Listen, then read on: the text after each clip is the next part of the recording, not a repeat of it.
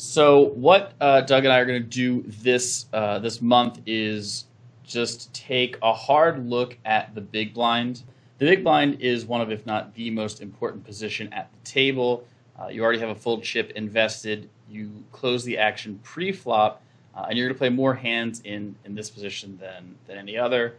Okay, so let's start off and talk about what our pre-flop range looks like, because that's the first step. Whenever we're constructing these ranges, we want to talk about that to have an idea of how we're going to make these ranges.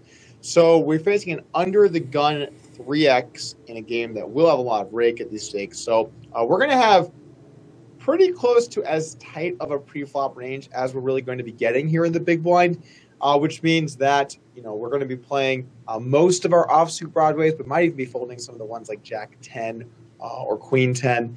And we're going to be mainly playing suited aces, all of our pairs, obviously, and then a lot of maybe the suited connected type hands. But in general, we're looking at a pretty snug range here in the big blind. So what does our value range here on the Turner Probe look like? Well, starting with the best possible hand, of course, King Jack. Certainly a hand you can look to bet or check call or check raise. Really, King Jack can fit nicely into any range.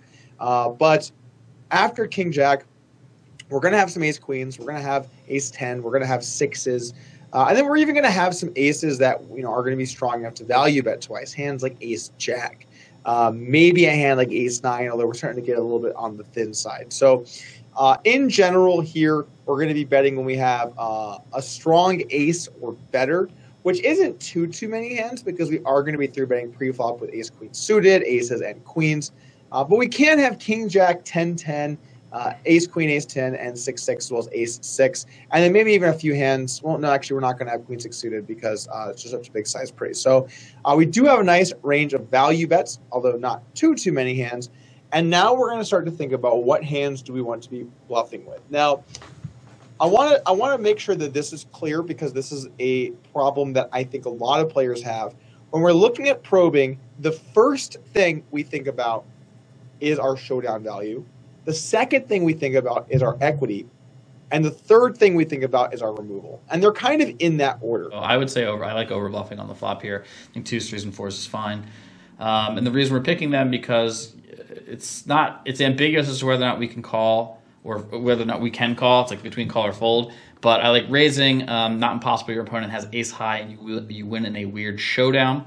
And again, according as far as draws go, like I would rather have one of these, try to bang out a boat, stack a 6, stack queens, whatever, than I would have 10-9 try to get there, whatever.